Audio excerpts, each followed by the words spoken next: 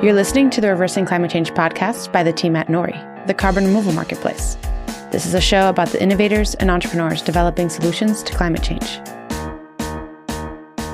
Hey, thanks for listening to Reversing Climate Change. We're going to pretend none of that happened. I'm Ross Kenyon. I'm one of the co-founders. I'm the director of creative and marketing here. We're a carbon removal marketplace in Seattle, Washington. Today, I have with me a very regular co-host of mine, Siobhan Montoya Lavender. Hello. Hello, Ross. How you doing? Great. Thanks for joining us for the nepotism special that we're doing today. It is. Today, we're actually talking about Thanks a Ton, which is my company. And at first I was like, well, I can't interview people. This is my own team. But then I remembered that Nori, you actually interviewed various people at Nori, but cutthroat. Our guest today, we have Laura Katayama, co-founder at Thanks a Ton, and we have Tessaria Mihangel, also a co-founder. So we're going to introduce the concept of Thanks a Ton. I think I'm going to take that, and then I'm going to grill you guys with some questions. Ross has been wanting to do this show for a while, and we've just been kind of flitting around the edges, and I'm like, is now the moment? And then, is Thanks a Ton still going? Ross always asks me. I come to meetings, he's like, are you still doing that? Well, you told me that at times it's felt like maybe it was time to conclude and to move on, but then new wind keeps gushing into the sails, and then something will take off. And is that correct? Oh, yeah, we get into wind. I'd say our most intense burst of energy was Tesaria joining us, which happened about a year ago, right, Tesaria? When was that? January. Okay, so in January. And I think Laura and I have been doing this for a year and about at that point. And, we were feeling a little burned out, and Tesaria just came in with all this fresh energy and perspective, and that made a real difference. And then I also think of all the skills we have in our team at Thanks a Ton, one of our most crucial skills is our ability to attract interested people to help us. I don't know why people just keep volunteering to help us, but they do. And so we keep getting new energy and new perspectives and keep trying to make it work. So here we are. We are Thanks a Ton. We are a platform for gifting carbon dioxide removal. So if the listeners are carbon dioxide removal fans, they may have heard of us. We are rather prolific within the CDR industry, but not much outside it as we would like to be. And what we do is we decided that carbon dioxide removal wasn't really engaging with individuals. And when it was really engaging on a remove your carbon footprint perspective. And so we actually decided to take a different angle, which is not offset, not remove your footprint, but rather gift it, gift the action of carbon dioxide removal. Laura, do you want to tell a little bit about our origin story? How did we come up with this idea? Well, we were working in a climate hackathon with our other now mostly departed co-founder in Paris. And she quipped one day, "Thanks a ton," as we were talking about the voluntary carbon market. And from there, we just, the idea stuck, and we coalesced around this idea of Thanks a Ton. It took a while, but we had all of these ideas about making carbon dioxide removal fun and something people want to do instead of just clicking the off switch when they hear about climate change. We also wanted to make it educational, and the way we decided to do that was to pair it with greeting cards.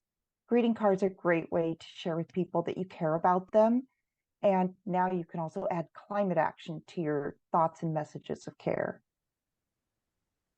Yeah. Sorry, anything to add about how did you find us and how did you come on board? Because again, you were a burst of fresh energy, and I don't know why you saw us and thought, those are the people I want to work for. Yeah, well, Siobhan, it actually starts with you and me meeting through Polima. If Artia is listening, shout out to you for that internship after I was finishing up at grad school. I met you as soon as you were starting Thanks a Ton, I think, or a few months into it. And so after I got let go from my other job doing delivery, I was like, well, I really want to get into the carbon removal space because it's sort of a calling for me to be doing this work. And you were the first person I thought of. I was like, wow, I already have a connection in this space. Let me reach out and see if they could use some help. Like, I'm willing to work for free. I was And I've been like, doing please so. help us. What's that? I think my reaction was, yes, please help us. Yeah, I've been working for free for Thanks a Ton ever since. So that's one thing that we're all hoping to change in the future, is maybe to start making some money from this. But yeah, this is definitely a passion project, I think, for all of us. Absolutely. Why a seemingly a B2C effort, business to consumer, trying to engage individual people? I think when people think about climate change, they often think that it's only about scale, and B2C is pretty small. It might be only 1 ton or a fraction of a ton per card. Well, I guess how do you see its value and where it comes from? Yeah, well, I think you're hitting on something we've been really struggling with, which is, are we a B2C company? Are we a B2B company? The reality is a lot of our sales have come from what we call bulk sales, which is, selling to one person who wants to, send cards to their direct reports, or Air Miners has been really supportive. And if you attend some of their ideas, needs, and leads session, if you speak, you'll get a thank you card from Air Miners with carbon removal. Mm. Our value in the ecosystem is what I always say to suppliers who reach out, or people who want to learn about us, that our value in the ecosystem isn't necessarily to remove the most tons of carbon.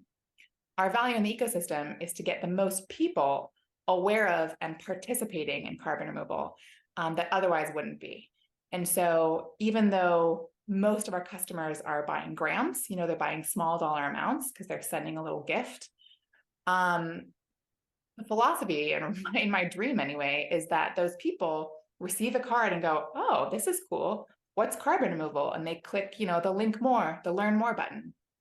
And then they have a positive association, whereas before they might have had either nothing or a negative association with CDR. So that's kind of the goal. That's why we built it. We see public awareness as this giant gap, that we need massive public awareness and acceptance of CDR in order for it to scale. And that once you get outside the climate bubble, or even the carbon removal bubble, into a climate bubble, very few people know and understand CDR. And we'd like to change that.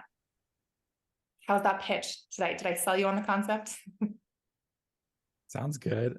I have a hard time believing people don't know about carbon removal at this point, but then I hear stories from friends and colleagues all the time. I think Asa was just telling me, was it his parents or his grandparents? They like clipped something out of the New York Times about wind power. It was like, is this what you do, Asa? Gosh. You're on the right track, kind of. Yeah, I was reading a marketing report the other day and said that people actually think that recycling is a carbon removal strategy. So it shows sort of how confused the general public is.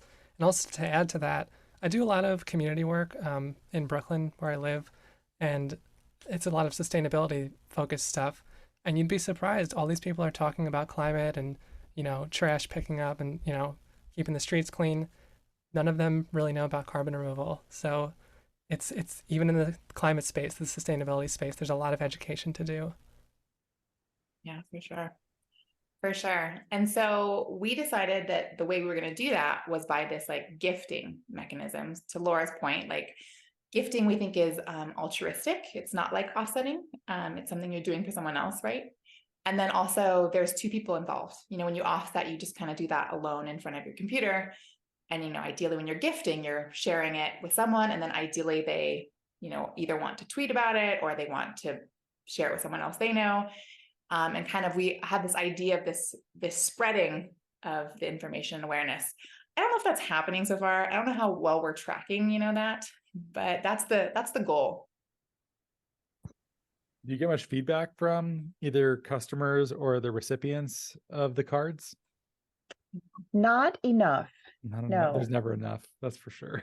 We did send out a survey a few months back, and we found that most of the people who were getting the cards or sending them already knew what carbon dioxide removal was. So that shows that we haven't really broken out of the carbon removal ecosystem. But also, most of the people who got the cards said they felt happy or, some other positive emotion when they got the card. So I think we are doing our part with that. They didn't say that they clicked through a lot of the times, though, to learn more about the method. So I don't know if they're actually being educated necessarily through our cards all the time, but they are, I think, in the back of their minds, seeing it and thinking, oh, this is a good thing. I just got carbon removal. Yeah, I wonder how many people, if that's a bias survey, because people, as you mentioned, are within the carbon ecosystem, and so they already know what biochar is, for example. I have anecdotally heard some people say, "Oh my gosh!" and I clicked through it all, and I learned all about it. For example, one of my friends at On Deck sent it to her mother-in-law for her birthday, and like her mother-in-law is now like a convert. And who would have known that that's how she got exposed to carbon removal? Laura, why do you think we decided to do like the artwork, and why do you think art's valuable or important, or is it? I think the artwork is definitely important. People do comment on the artwork. They love the artwork on our cards and want to see more of it. So we've been very lucky finding artists who are able to communicate our ideas of positivity and sharing in the artwork. So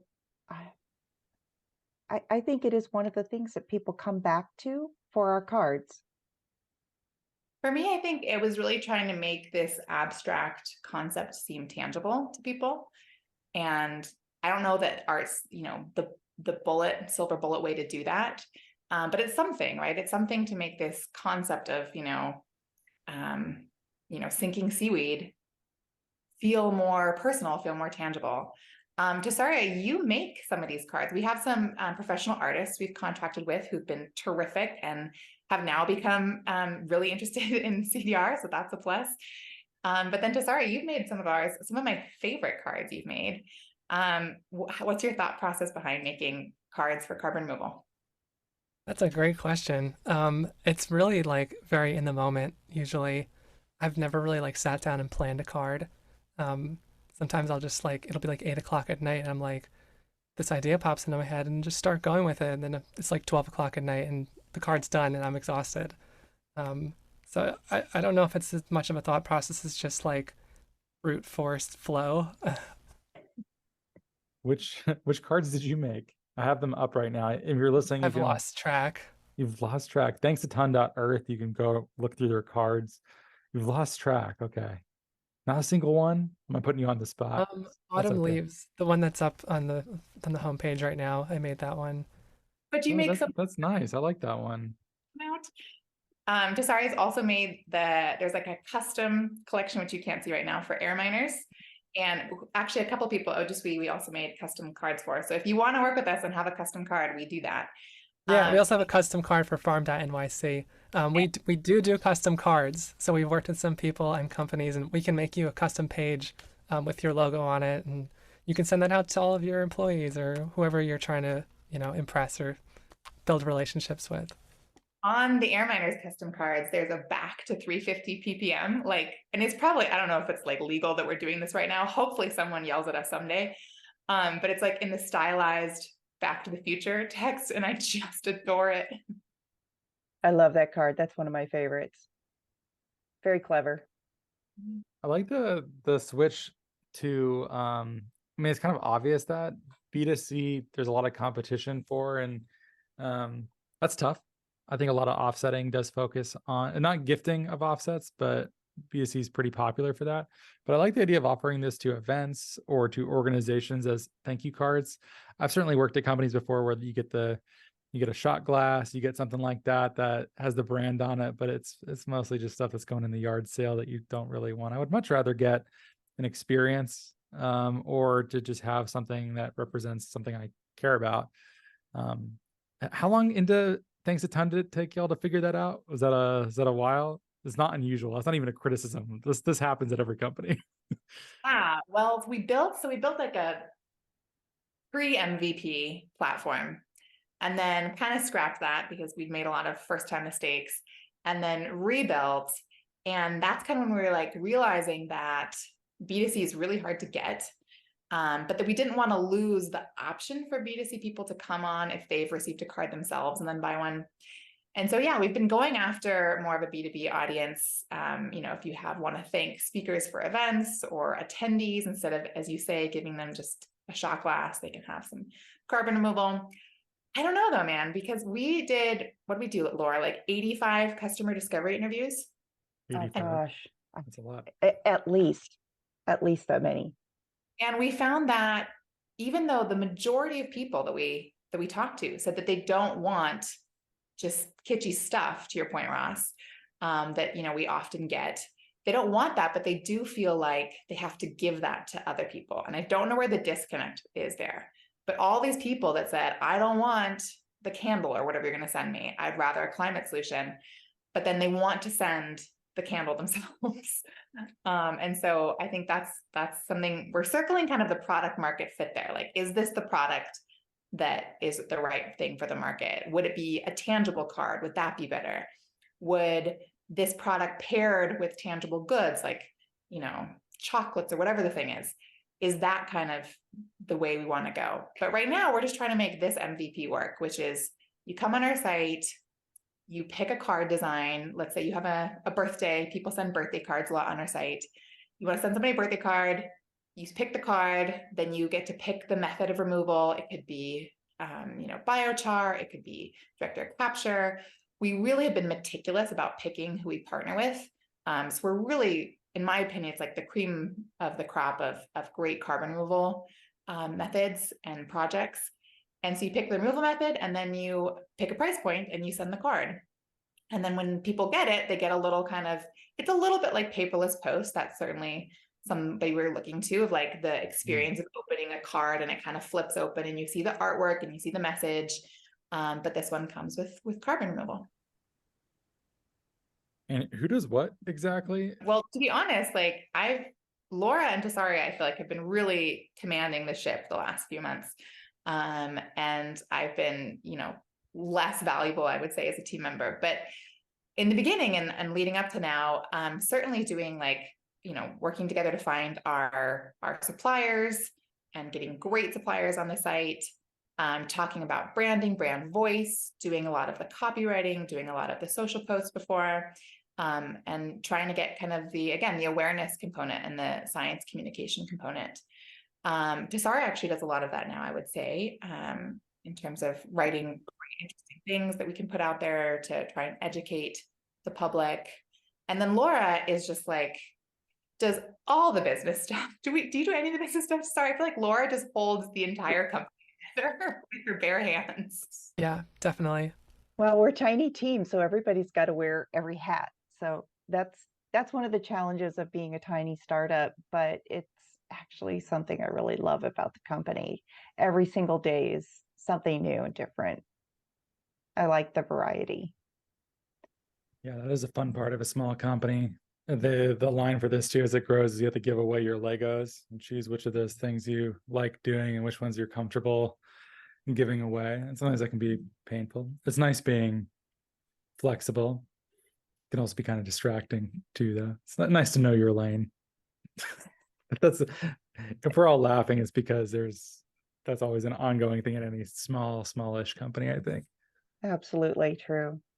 I think there's lots of Tesaria's kind of got their hands in everything a little bit too. And we had some great people out of the EU come in and do a whole SEO strategy for us. So if you type in thanks a ton, now we will come up on the first page, which is great on Google. Wins, small wins.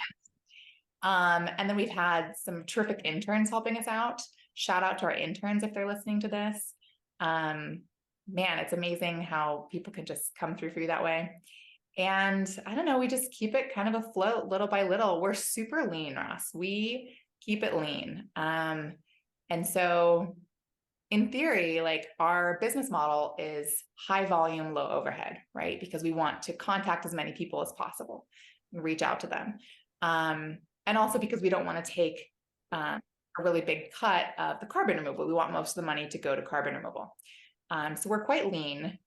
And we've just kind of managed to keep it going thus far. I don't know. What do you guys think? Like, we've been in this for quite a long haul already. And I keep saying, like, this season, we're probably going to have to close up shop. But then we just keep going. Like, we keep, getting customers here and there. And we keep getting, new ideas coming, and we keep going. Yeah. Living on a prayer. That's how we keep it going. Well said, Tessaria. So what do you get, like just big buyers or partnerships come through, or what does keep it going exactly? Well, we've had a number of bulk orders come through, and that helps a lot. And so Total cards we've sold so far are 600 cards, 430 of them since we opened our new website on Shopify a year ago. The carbon impact of that is we've removed 227 tons of carbon with our card sales. So the impact isn't zero. We are trending more towards selling $5 and $10 cards now, and they have smaller carbon removal quantities, but we're selling more cards. So that's our goal, is to reach more people. In that way, I think we're accomplishing that goal. We just need to grow it. We are, however, really ready to scale. Our website is built, looks great, it's working great.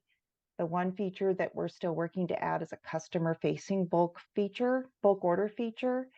Hopefully we'll have that up and running by December 1st. That's our goal. But with that built, we can handle big orders if they're ready to come through. We could fill an order of 500 cards, 1,000 cards, building up to 10,000 cards. We're ready to scale. If you're listening and you have an event, or the holidays are coming up, if you do something for your employees, it seems like a pretty nice little treat for them. I imagine that's probably, yeah. Is that the pitch that's coming? We certainly hope so. I think that's our goal, and again, I think it's tricky to figure out, how do people want to engage with carbon removal and how do they want to engage with climate solutions? We have gotten feedback, a lot of the new things we've built for our site, like delayed send feature, was because we got feedback on that. And feedback is so precious. I wish we had so much more of it. Anyone listening, if you just want to give us feedback on the site, feel free to use the contact page and let us know what you think.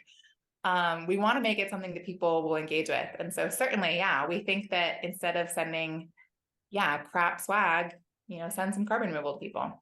But I don't know, maybe we're really early to this, Ross, or maybe it's a bad idea. We have some really diehard customers that keep coming back. Thank you. You know who you are. But I don't know what we need to do to kind of reach that next echelon of like really breaking outside of carbon removal and into the broader community of people who care about climate. Personally, I'm really interested in finding that section of the market for small and mid-sized enterprises that want to take climate action. Small companies are usually more risk tolerant, more interested in trying something new, and our cards are just very simple climate action.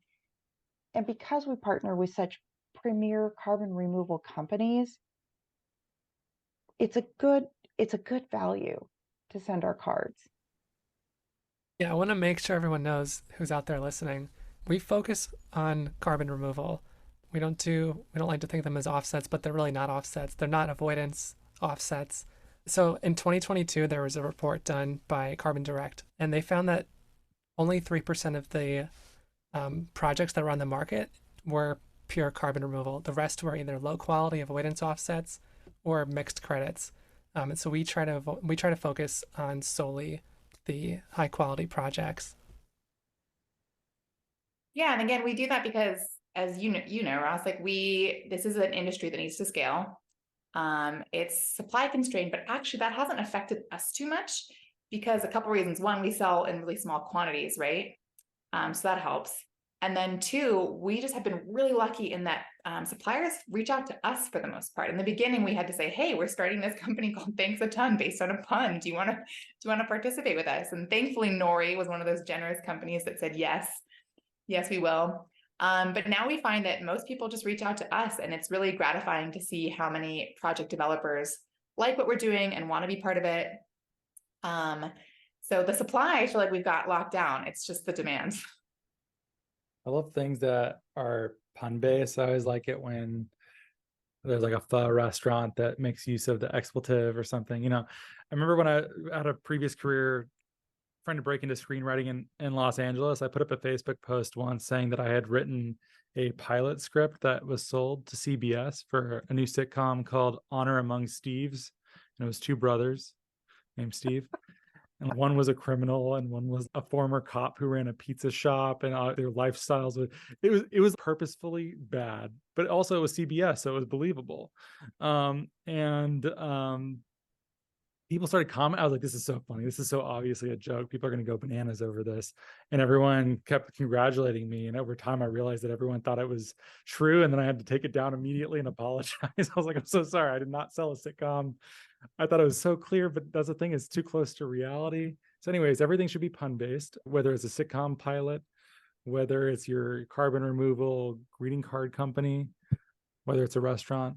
So I support that. I think that's a good reason to start. Wait, was that even the idea before Cara made that joke or no? Yeah, she was actually thanking somebody and said thanks a ton, and then was like, oh, haha, I made a climate carbon pun. And then it was her little brainchild, and she was like, let's build a company called Thanks a Ton. And then Laura and I were either foolish or brave enough to be like, yes, that's what we're going to do. So literally it did start from a pun. It really did. We did Wow. think about it for about a month before we actually started the company, but we started with serious conversations right away and how we could make this a reality. Yeah, we just wanted to inject like fun. I mean, you get this, Ross. Ross, for our listeners who might be sick of hearing me talk about memes, but you recruited me to Nori and to do content and stuff with Nori because I was making memes for Thanks a Ton.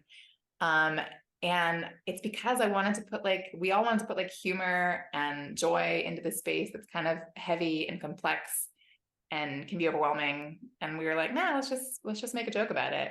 And so we always say that we try to take climate change really seriously, but ourselves not that seriously. Such a great line. Yeah, I think perfect.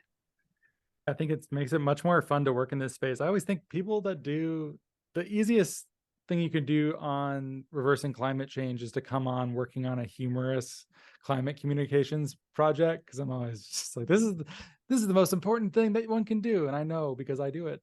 But I think for climate change stuff freaks me out a lot. I imagine you, all three of you, I'm sure, feel at points pretty overwhelmed by it. I'll read a book or an article and think, oh man, we really don't have a lot of time, and a lot of this is going to be pretty scary, or at least very painful and disorienting at the very least, probably much worse than that. I think giving people permission to laugh about it a little bit, even if it's inside baseball industry jokes, that allows us to. One of the most deflating and humorous things that we came up with recently is the CDR math meme that we made, Shiv. We went through a number of pitches. There was this whole boy math, girl math. That was a dumb format, whatever. But we did CDR math as patting ourselves on the back for removing 36 seconds of annual emissions, something like that. And we are such a sideshow. It's ridiculous. There's all this like posturing and patting ourselves on the back for literally nothing. So it won't stay that way. And that's good for the world and good for us. But also there's something that's so fun to remove the arrogance or the grandiosity of an industry that is still yet to be properly born. I think, at least. I think we agree. I think you said that really well. Sorry, you want to pitch our climate anxiety cards? Oh, that was actually Laura's idea. Wow, so instrumentally used my comments to pitch your own product. Okay, let me pull these up too. Yeah, we have a category that's like climate anxiety cards that we've gotten comments on. I've had people in the airlines community, other people say like, oh my God, I loved that. Oh yeah, I see them here. I Yeah. see them under shop digital cards, climate art, climate anxiety cards. World on Fire, Pale Blue Dot. I'm personally a bigger fan of the Arctic Animals collection. Sorry, I think he's keeping us wholesome. Arctic Animals. Oh yeah. Also Laura's idea. Who made these? I like the sort of like 2D element of them. Laura and I collaborated on them. She did most of the work, actually. Nice. Yeah, those are cute. I dig But those. Tessaria put the finishing touches on. Tessaria has a great eye for art. Yeah. I can only do the basic stuff. Do you want to poke any holes in our idea, Ross? We always welcome that. Or if listeners want to reach out, again, we love feedback. It's precious and we take it seriously. And if people have any thoughts or ideas or strategies, or if they want to contact us with customers, please, if you work at a company and you're like, man, I bet the people in my company would love this as a gift for Christmas or whatever, please reach out and let us know. Any holes to be poked? I think I don't know, what kind of margin do you make per card? Are you even comfortable saying that on the air? Oh, Yeah, for sure. I'm happy to explain that. 60 to 92% of each card goes directly to carbon removal. So the $5 cards, 60% of that's going to carbon removal. The rest of it's going to the website, basically just to keep stuff running. And then when you buy it as much as a ton, 90 to 92% of that will go to carbon removal. So we're still trying to figure out, like, what do we need to do to get paid? We don't want to, like, if we didn't have to pay ourselves, we wouldn't, if I didn't have to pay rent and buy food, I would just do this for free forever, because we have to. But yeah, we're trying to make this as much about carbon removal as possible. So yeah, 60 to 92%. 8 to 40% goes to you guys. It's a lot of cards to sell. You'd have to get some, yeah. And a lot of it is not likely to be automatically recurring.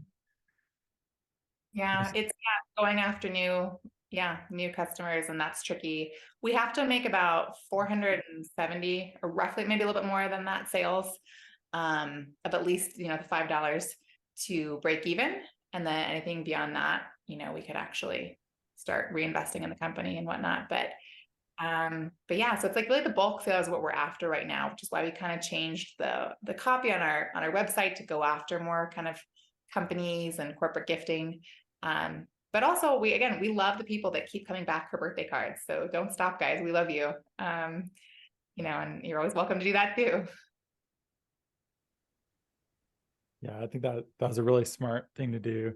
One of my colleagues was telling me recently that they didn't want to get their family physical gifts, and so they did some sort of charitable card.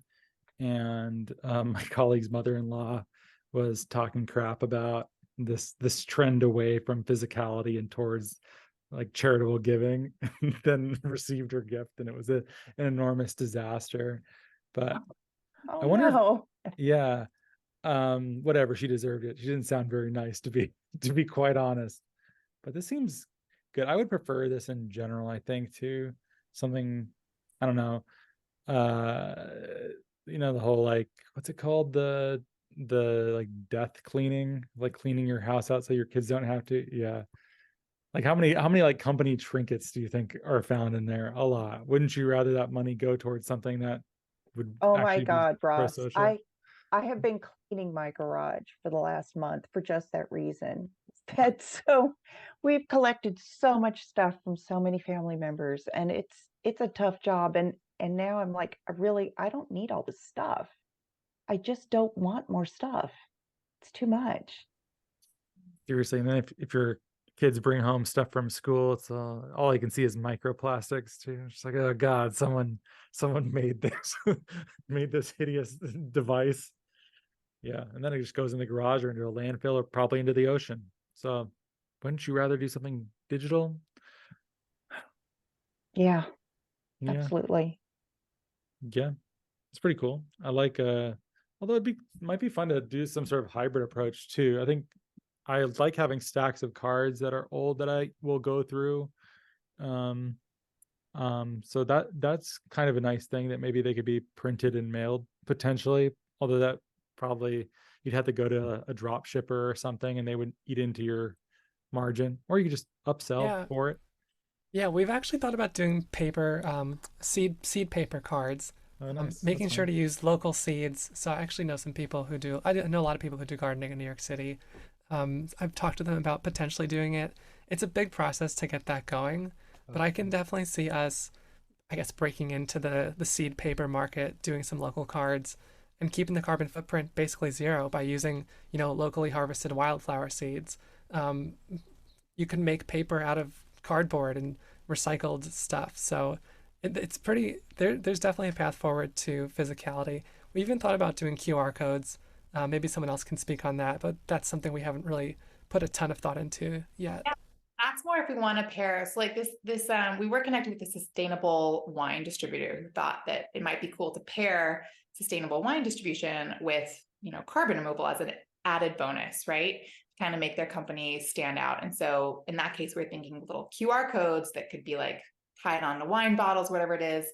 We haven't, built that yet, or that hasn't come to fruition. But if anybody wants to do that, reach out to us. Thanks a ton.earth. We have a contact page. I like the idea of doing something local here too. If you were able to get seed paper and cards, you're in Brooklyn. I think there's probably enough density there to have some customer base deliver on a bike or, take MTA. Cruise. Absolutely. Are you much of a singer? You do a little singing telegram upsell? That's so funny. I did that Oh in my high school one You time did that always? Oh no. for Valentine's Day. Are you a gifted singer? Is that a thing that you I'm can not a do? singer, I'm a musician, but I did sing for the Valentine's Day telegrams. I don't know. There's something I like the idea too, because obviously greeting cards, there's a fungibility to them. You go to Hallmark, there's a million of them, but there's something nice about them being very bespoke, very local. The idea of targeting a really specific market could be fun. That might compensate for some of the volume dynamics that you will face in a bigger market. That could be kind of fun. I'm trying to poke holes or think about ways to get around some of the number barriers that I'm thinking about. Yeah. I don't know. So far, you're just coming up with good ideas. I love business ideas, by the way, that go back to a way bygone era. Like whenever we have a meeting at Nori for, what should we do for customer appreciations? Gift baskets. We gotta go give Let's gifts. do it. I love something that's been kind of out of fashion for a long time, but Yeah, well, fun fact, this is sort of a theme that's been developing in Thanks a Ton. I think it sort of started this way too, like the retro theme. For anyone who doesn't know, back in the 1980s was the last time our atmosphere was at a safe limit of CO2, 350 ppm.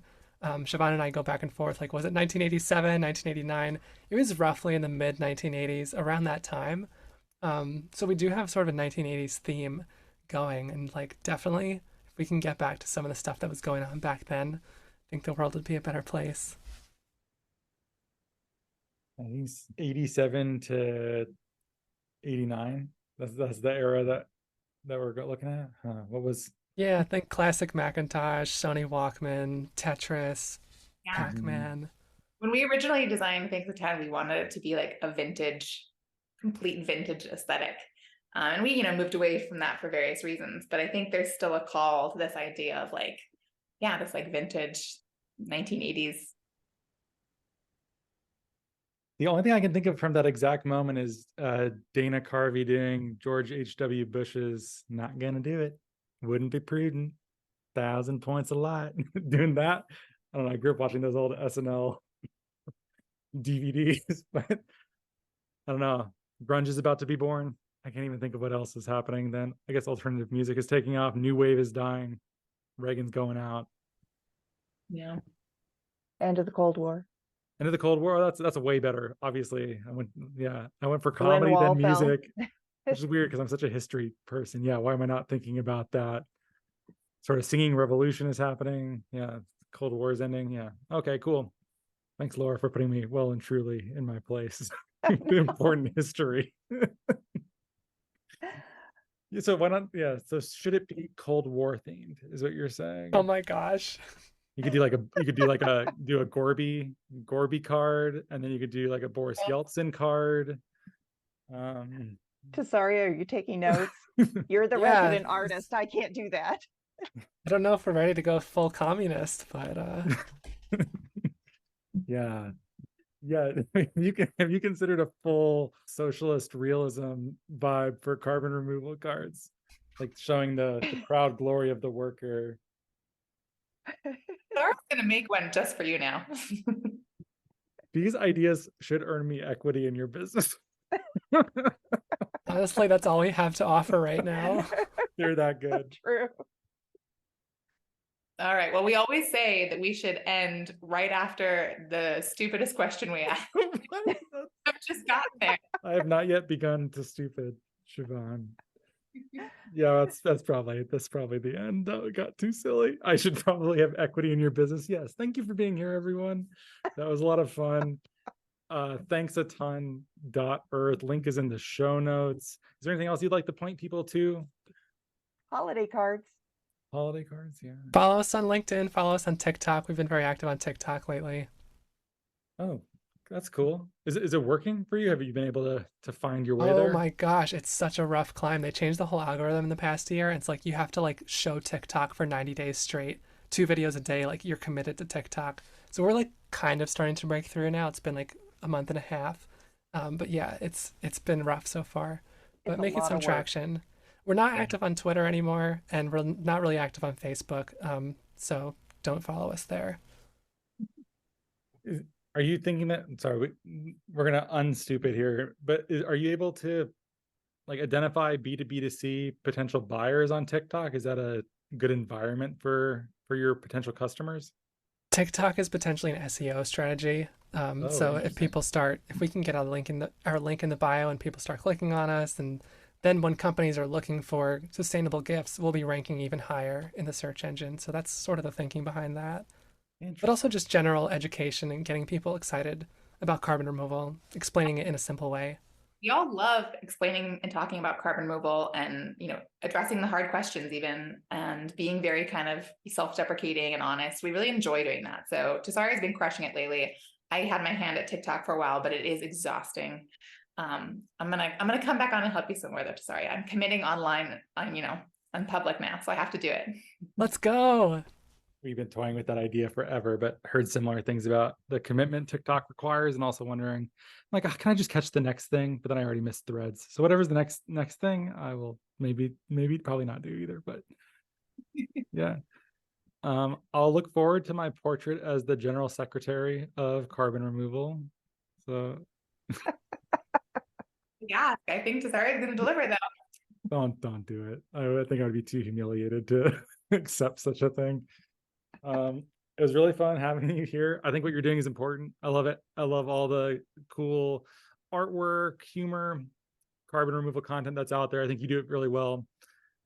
So I'm glad that thanks a ton, despite your best efforts, Siobhan persists, keeps growing, finding customers. If you're listening and you're looking for a good gift for your employees or customers or something else that you'd like to show appreciation for, I think this is a really cool way.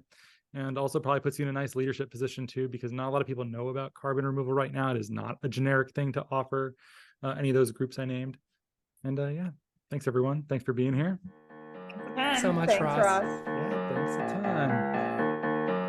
Thank you so much for listening. If you could please subscribe and give us a great rating and review on Apple Podcasts or a rating on Spotify, that'd be much appreciated. It helps us get our content out to more people.